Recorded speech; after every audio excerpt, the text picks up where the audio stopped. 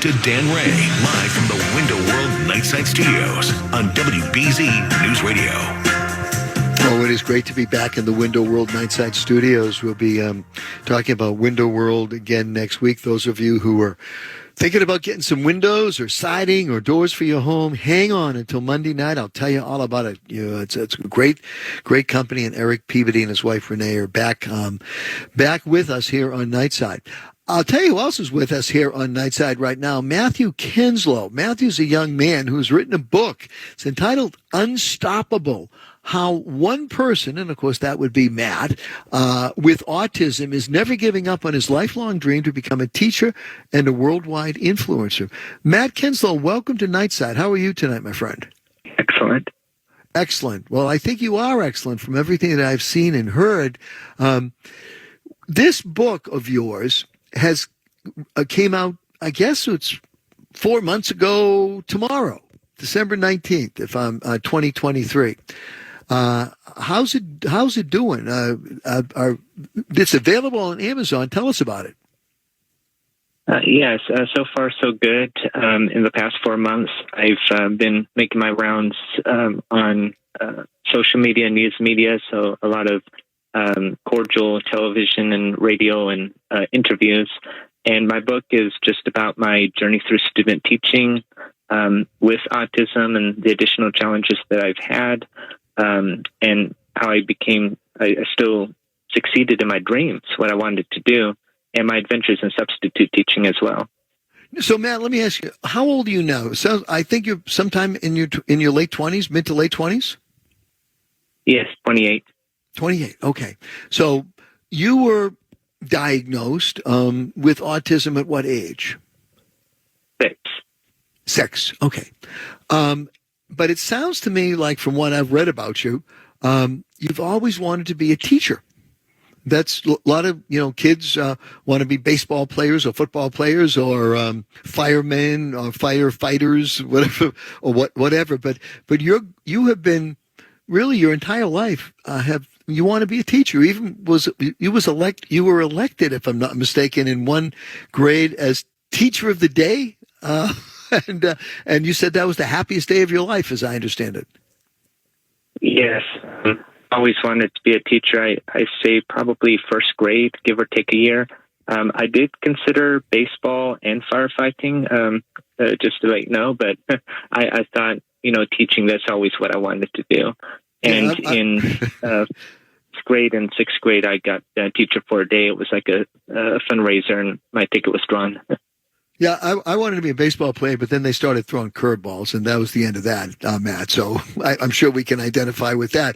So you've gone to school. Tell us about your education. High school, you have a teaching certificate.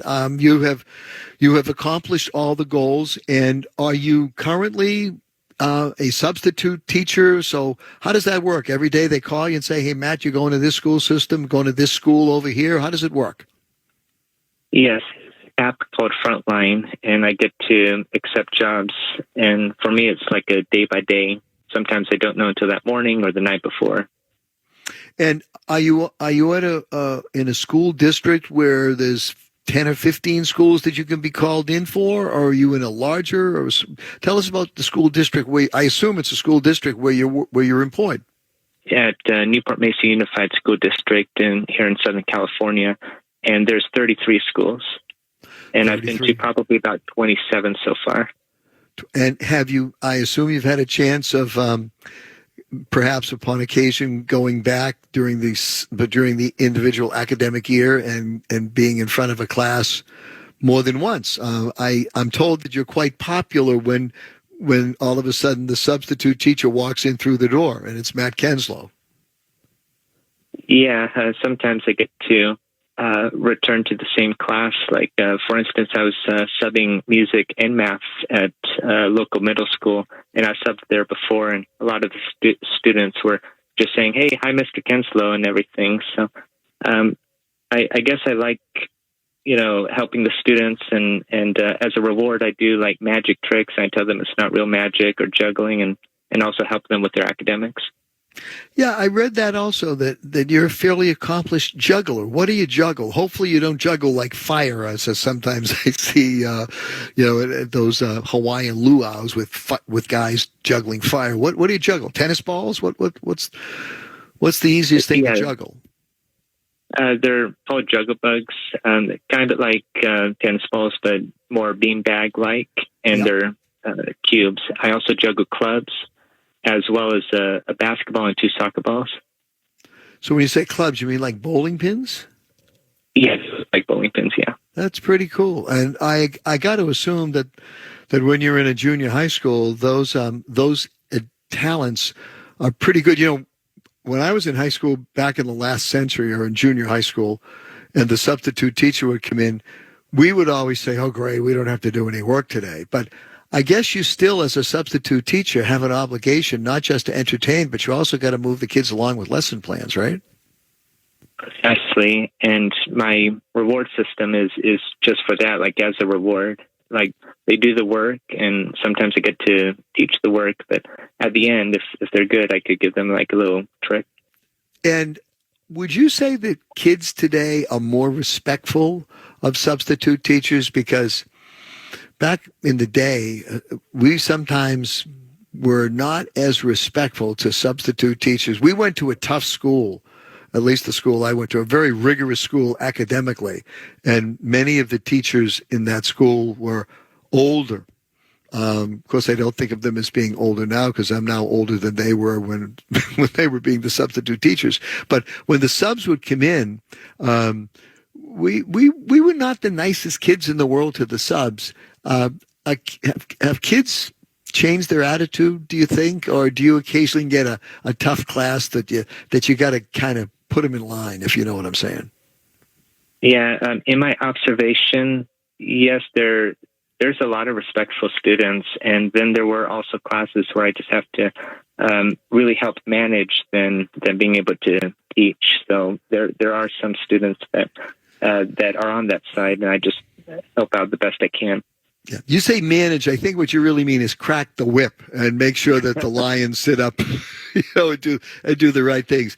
Matt, this is great. Tell us, how can folks, particularly those maybe who are thinking about becoming teachers, get a hold of your book, Unstoppable: How One Person with Autism is Never Giving Up on His Lifelong Dream to Become a Teacher and a Worldwide Influencer. As I understand it, Matt, you have a lot of people on your social followings. Is that correct?